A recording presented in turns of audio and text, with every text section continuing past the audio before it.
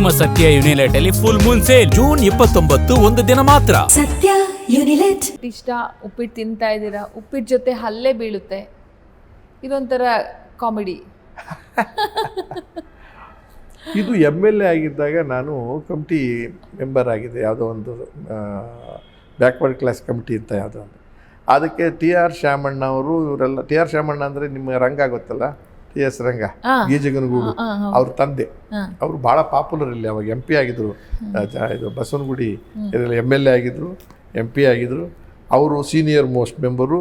ಬೆಲ್ಲದ್ದಂತಾರೆ, ಇವಾಗ ಬೆಲ್ಲದ್ದಿದ್ದಾರಲ್ಲ ಒಬ್ಬರು MLA, ಅವ್ರ ತಂದೆ ಚಂದ್ರಕಾಂತ್ ಬೆಲ್ಲದ್ ಅಂತ ಇದ್ದರು.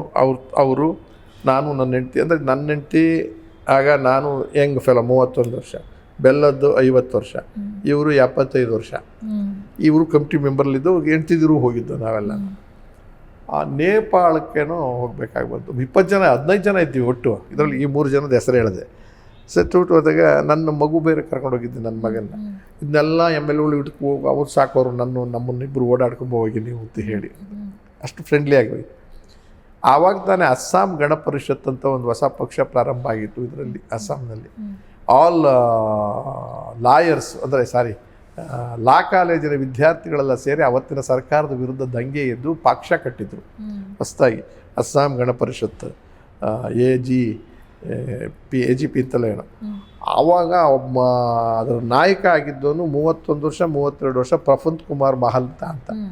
ಅವನು ಚೀಫ್ ಮಿನಿಸ್ಟರ್ ಕ್ಯಾಂಡಿಡೇಟ್ ಥರ. ಅವ್ರದ್ದು ಟೀಮ್ ಪೂರ್ತಿ 35 ಜನ ಚುನಾವಣೆ ನಿಂತ್ಬಿಟ್ಟಿದ್ದಾರೆ. ನಾನು ನಿಂತರು, ಗೆದ್ದು ಬಿಟ್ಟರು, ಚೀಫ್ ಮಿನಿಸ್ಟರ್ ಆಗೇ ಬಿಟ್ಟ. ಅಂದರೆ ವಿತಿನ್ ನಾನು ಆಕಸ್ಮಿಕ ಅಂದಲ್ಲ, ಮದುವೆ ಆಗಿರೋರು 2-3 ಇದ್ರು ಅದರಲ್ಲಿ ಮಂತ್ರಿಗಳು. ಮಿಕ್ಕನಾದ್ರು ಯಾರಿಗೂ ಮದುವೆನೇ ಆಗಿಲ್ಲ, ಅಷ್ಟು ವಯಸ್ಸು ಚಿಕ್ಕನವರು. ಇವರು ಚೀಫ್ ಮಿನಿಸ್ಟರ್ ಆಗ್ಬಿಟ್ಟು ಅಲ್ಲಿ ನಾನು ಹೋಗ್ಬೇಕಾಯ್ತು ಕಮಿಟಿ ಮೀಟಿಂಗ್ಗೆ. ಹೋದ BG ಕೊಟ್ರಪ್ಪ ಅಂತ ನಮ್ಮ ಚೇರ್ಮನ್ ಆಗಿದ್ರು ಒಬ್ಬರು MLA. ಅವರು ನಾವು ಎಲ್ಲ ಕೂತ್ಕೊಂಡು ಹೋದು.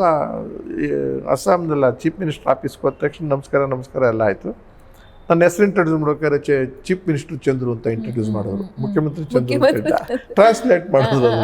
ಅವ್ರಿಗೆ ಗಾಬರಿ, ಅವ್ನಿಗೆ ಯಾರು ಚೀಫ್ ಮಿನಿಸ್ಟರ್ ಯಾಕೆ ಬಂದ್ರೆ ನಮಸ್ಕಾರ ಅಂದ. ಅವ್ನ ನಕ್ಕ ಆಯಿತು, ಹಿಂಗೆ ಅಂತ ಆಯಿತು. ಸೊ ಈಗ ನೀವು ಕೂತಿರೋ ಕಡೆ ಚೀಫ್ ಮಿನಿಸ್ಟರ್ ಕೂತವ್ರೆ, ಇಲ್ಲಿ ಟೇಬಲ್ಲು, ಇಲ್ಲಿ ಕೊಟ್ರಪ್ಪ ಅವ್ರು ಕೂತ್ಕೊಂಡ್ರು, ಇಲ್ಲಿ ಬೆಲ್ಲದ್ ಕೂತ್ಕೊಂಡ್ರು, ಇಲ್ಲಿ TR ಶಾಮಣ್ಣ ಅವ್ರು ಕೂತ್ಕೊಂಡ್ರು, ನಾನು ಈ ಕಡೆ ನನ್ನ ಶ್ರೀಮತಿ ಇವರೆಲ್ಲ ಹಿಂದ್ಗಡೆ ಕೂತ್ಕೊಂಡ್ರು, ಇನ್ನೊಂದು ಮೆಂಬರ್ಸ್ ಎಲ್ಲ ಹಿಂಗೆ ಕೂತ್ಕೊಂಡ್ರು.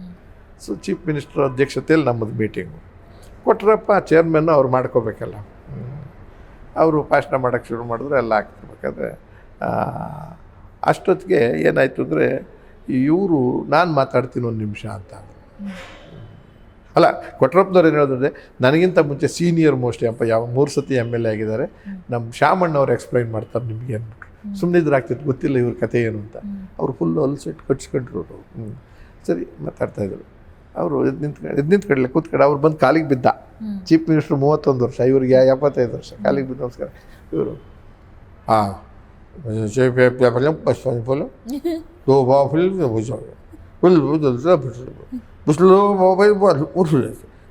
ಹೇಳ್ತಾನೆ ಇದ್ದಾರೆ, ಯಾರಿಗೂ ಅರ್ಥ ಆಗ್ತಿಲ್ಲ, ನಮಗೆ ಅರ್ಥ ಆಗ್ತಾಯಿಲ್ಲ. ಅವನು ಗಾಬರಿ, ಚೀಫ್ ಮಿನಿಸ್ಟ್ರು. ಅವ್ನು ರಿಯಾಕ್ಟ್ ಮಾಡ್ಬೇಕಲ್ಲ, ಹಿಂಗಂತಾನೆ, ನಮ್ಮನ್ನು ನೋಡ್ತಾನೆ. ನಾನು ಗೊತ್ತಾಯ್ತು ನನಗೆ ಪರಿಸ್ಥಿತಿ. ಫುಲ್ ವಾಲ್ಯೂಮು ಇಲ್ಲ, ಇವು ಅಳ್ಳಾಡ್ತಾವೆ, ಸೌಂಡು ಸರಿಯಾಗಿ ಬರ್ತಿಲ್ಲ, ಏನೋ ಹೇಳ್ತಿದ್ದಾರೆ ಪಾಪ ಅವರು. ನಾನು ಯಾಕೆ ಇವ್ರಿಗೆ ಕೊಟ್ಟರು, ಚೇರ್ಮನ್ ಸುಮ್ಮನಿರ್ಬೋದು ಆಯ್ತಲ್ಲ ಅಂತ ನಾನು ಇದ್ಕೊಂಡು ಆಯ್ತಾಯ್ತು ಸುಮ್ಮನೆ ಅಂತ ಹೇಳಿ. ಕೊಟ್ರಪ್ಪನವ್ರು ನನ್ನ ನೋಡಿದ್ರು, ಏನಾದರೂ ಮಾಡಪ್ಪ ನೀನು ಅಂತ. ಸುಮ್ಮನೆ ಅಂತ ಹೇಳಿ 1 ನಿಮಿಷ ಸರ್ ಅಂತ ಅಂದಿದ್ದು. ಇವ್ರಿಗೆ ತೊಟ್ಟಿದೆ, ನನ್ನ ಪಕ್ಕ ಕೂತಿದ್ರು. ನಾನು ಅಷ್ಟೊತ್ತಿಗಾಲೇ ಅವ್ರನ್ನ ರಿಸರ್ಚಿಗೆ ಕರ್ಕೊಂಡು ಹೋಗೋದು, ಕರ್ಕೊಂಬರೋದು, ಹೆಲ್ಪ್ ಮಾಡೋದು, ಕೋಟ್ ಹಾಕೋದು ಎಲ್ಲ ಮಾಡ್ತಿದ್ದೆ ಮಗನ ಥರ. ಅಷ್ಟು ಸದರ ಆಗೋಗ್ಬಿಟ್ಟಿದ್ದಲ್ಲ ನಿಮಿಷರು ಅಂತ. ಇದಕ್ಕೂ ಅವರಿಗೆ ರೀಸಸ್ ಹೋಗೋದು ಜ್ಞಾಪಿಸ್ಬಿಟ್ರೆ ಅನ್ನೊಂದು 1 ನಿಮಿಷಕ್ಕೆ ರಿಯಸ್ ಬಂದ್ಬಿಡ್ತದೆ, ಅಷ್ಟು ವೀಕ್ನೆಸ್ ಆಗಿತ್ತು. ಅದನ್ನು ಜ್ಞಾಪಿಸ್ಬಿಟ್ಟೆ. ಬನ್ನಿ ಹೋಗೋಣ, ಕರ್ಕೊಡ್ತೀನಿ. ಆಮೇಲೆ ಎಬ್ಬರಿಸ್ಕೊಂಡು ಇವ್ರಿಗೆ ಆದಷ್ಟು ಬರೋವತ್ತಿ ಮುಗಿಸ್ಬಿಡಿ ಭಾಷಣ ಅಂತ ಹೇಳ್ಬಿಟ್ಟು ಕರ್ಕೊಂಡು ತಟಾಡ್ಕೊಂಡು ಅಲ್ಲಿ ಕರ್ಕೊಂಡು ಹೋದೆ ವಾಪಸ್. ಅದು ಘಟನೆ ಆಗಿದ್ದು. ಆವತ್ತು ಸಾಯಂಕಾಲದ ಇದು ತಿಂಡಿಗೆ ಅವತ್ತು ರಾತ್ರಿಗೆ ಫಲಾರ ಮಾಡಿಬಿಡಿ, ಅದಾಯಿತು. ನಾನು ಕರ್ಕೊಂಡು ಹೋಗ್ಬಿಟ್ಟು ಅಷ್ಟೊತ್ತಿಗೆ ಭಾಷಣ ಮುಗಿಸ್ಬಿಟ್ಟಿದ್ರು, ನಾನು ಹೆಲ್ಪ್ ಮಾಡಿದೆ, ಸುಮ್ಮನೆ ಆಗ್ಬಿಟ್ಟು ಫಲಾರ ಮಾಡಿ ಅಂತ. ನಮ್ಮ ಶ್ರೀಮತಿಯವರಿಗೆ ನಮ್ಮ ಊಟ ಸಿಗ್ತಾಯಿಲ್ಲಪ್ಪ, ಇದು ಯಾವುದೋ ತಿನ್ನೋಕ್ಕಾಗ್ತಿಲ್ಲ ನಿಮ್ಮ ನಾರ್ತ್ ಇಂಡಿಯಾ ಅಂತಂದಾಗ ಆ ಗೆಸ್ಟ್ ಹೌಸ್ನಲ್ಲಿ ಇವ್ರನ್ನೇ ಅವ್ರಿಗೆ ಕರ್ಕೊಂಡೋಗಿ ಪರಿಚಯ ಮಾಡಿ ಅಡುಗೆ ಮನೆ ಏನೇನಿತ್ತು ಅದೆಲ್ಲ ಬಿಟ್ಟು ರವೆ ಎಲ್ಲ ಕೊಡಿಸ್ಬಿಟ್ಟು ಉಪ್ಪಿಟ್ಟು ಮಾಡ್ಬಿಡ್ತೀವಿ ಬಿಡಿ ನಮಗೆ ಅಂತ 15 ಜನಕ್ಕೂ ನಾವು 3 ಜನ ಸೇರ್ಕೊಂಡು ಉಪ್ಪಿಟ್ಟು ಮಾಡ್ಬಿಡ್ತೀವಿ ಅಂತ ಈ 3 ಜನ ಹೆಂಗಸ್ ನಮ್ಮವರು ಸೇರ್ಕೊಂಡು ನಾವು ಅಡುಗೆ ಮಾಡಿ ಏನಾಗಿದೆ ಈ 5-6 ದಿವಸದಿಂದ ಊಟಗಳು ಸರಿಯಾಗಿ ಸಿಕ್ಕದೆ ತಿನ್ನೋಕ್ಕಾಗಿದೆ ಅಲ್ಲೇ ಅದನ್ನ ಬರ್ಗೆಟ್ಟೋಗ್ಬಿಟ್ಟಿದ್ವಿ. ನಮಗೆ ಚಿತ್ರಾನ್ನ ಪುಳಿಯೋಗರೆ ಇಂಥದ್ದೆಲ್ಲ ಬೇಕಿದ್ದಾರೆ, ಈ ಕಡೆ ಹುಳಿ ಗಿಳಿ ಅವೇನು ಸಿಕ್ಕಿರಲಿವಲ್ಲ. ಉಪ್ಪಿಟ್ಟು ಅಂದ ತಕ್ಷಣ ಎಲ್ಲರೂ ಬೇಡ. ಈ ಬೆಲ್ಲದ ಸಾಹೇಬ್ರು ಏನು ಮಾಡಿದ್ರು, ಒಂದು ಪ್ಲೇಟ್ಗೆ ಫಸ್ಟೇ ಹೋಗಿ ಕ್ಯೂನಲ್ಲಿ ನಿಂತ್ಕೊಂಡ್ಬಿಟ್ಟು ತೊಗೊಂಡು, ಯಾಕೆಂದರೆ ಉಪ್ಪಿಟ್ಟು ಎಷ್ಟು ಮಾಡೋರೋ ಏನೋ, ಒಂದು ಸತಿ ಕೊಟ್ಟು ಚೆನ್ನಾಗಿದ್ದರೆ ಇನ್ನೊಂದು ಸತಿ ಸಿಗ್ತದೋ ಇಲ್ವೋ, ಎಲ್ಲರೂ ಬರ್ಗೆಟ್ಟವರಲ್ಲ ಅಂತ ಅವ್ರಿಗೆ ಎಷ್ಟು ಬೇಕೋ ಅಷ್ಟು ಜಾಸ್ತಿನೇ ತುಂಬ್ಕೊಂಡ್ಬಿಟ್ರು ಉಪ್ಪಿಟ್ಟನ್ನ.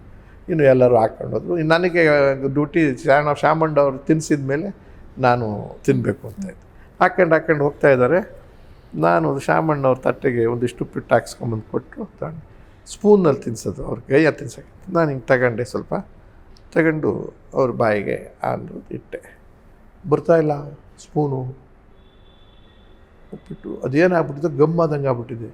ಜೋರಾಗಿ ಕಿತ್ತ ತಕ್ಷಣ 2 ಸೆಟ್ ಬಂದ್ಬಿಟ್ಟು, ಒಂದು ಸೆಟ್ಟು ಬಂದ್ಬಿಟ್ಟು ಅವ್ರು ಅಂತ ಅವರು ಬಟ್ ಇದಕ್ಕೆ ಕಚ್ಕೊಂಡ್ಬಿಟ್ಟಿದ್ದು. ಏನಂದರೆ ಉಪ್ಪಿಟ್ಟೇನೆ ಸಪ್ರೇಟಾಗಿ ಸ್ಪೂನಿಂದ ಆಚೆಗೆ ಬರ್ತಾನೆ ಇಲ್ಲ. ಅಂದರೆ ಅರಾಲ್ಡಾಟ್ ಹಾಕ್ದಂಗಿದೆ ಉಪ್ಪಿಟ್ಟು. ಇವರು ಪ್ಲೇಟಕ್ಕೆ ಕೆಳಗಿಡಕ್ಕಾಗದೆ ಹಿಂಗೆ ಓಡಾಡ್ತಾವ್ರೆ, ಯಾರು ಬೆಲ್ಲದವರು ಕೈ ಇಟ್ಟವ್ರು ಉಪ್ಪಿಟ್ಟು ತಾಳಕ್ಕೆ ಕಚ್ಕೊಂಡ್ಬಿಟ್ಟಿದೆ. ಪ್ಲೇಟ್ ಬರ್ತಾಯಿದೆ ಸಮೇತ. 3 ಜನದ ಉಪ್ಪಿಟ್ಟು ಎಲ್ಲರೂ ಜಾಸ್ತಿ ಬೇರೆ ತಿನ್ನಿ ನಾನು ಹಾಕೊಂಡೇ ಇಲ್ಲ. ನೋಡಿನೇ ಸಾಕಾಯ್ತು ನಿಮಗೆ. ಆಮೇಲೆ ನಮ್ಮ ಸಾಮರ್ಥ್ಯ ಅವ್ರನ್ನೆಲ್ಲ ಕರೆದು ಕೇಳಿದ್ರೆ ಏನಾಯ್ತು ಏನು ಕತೆ ಅಂದರೆ, ಅವರು ಏನು ಆಯಿಲ್ ಕೊಟ್ಟರು, ಇವ್ರ ಪಕ್ಕದಲ್ಲಿದ್ದ ಡಬ್ಬ ಯಾವ್ದು ತಗೊಂಡು ಹಾಕಿದಾರೋ ಗೊತ್ತಿಲ್ಲ, ಗಮ್ಮಾದಂಗೆ ಆಗ್ಬಿಟ್ಟು ತಿನ್ನೋಕ್ಕೆ ಆಗ್ತಾಯಿಲ್ಲ. ಸೊ ಅವತ್ತು ಆಸೆಯಿಂದ ಉಪ್ಪಿಟ್ಟು ಇಲ್ಲ, ಅಲ್ಸೆಟ್ಟು ಆಚೆಗೆ ಬಂತು ಇವ್ರದ್ದು. ಅದನ್ನು ಕ್ಲೀನ್ ಮಾಡಬೇಕಾದ್ರೆ ನನ್ನ ಕರ್ತವ್ಯನೇ ಆಯಿತು. ಹೀಗೆ ನಡೆದು ಆಮೇಲೆ ಏನೋ ಹಣ್ಣು ಹಂಪಲು ಏನೇನೋ ತರಿಸ್ಕೊಟ್ರು.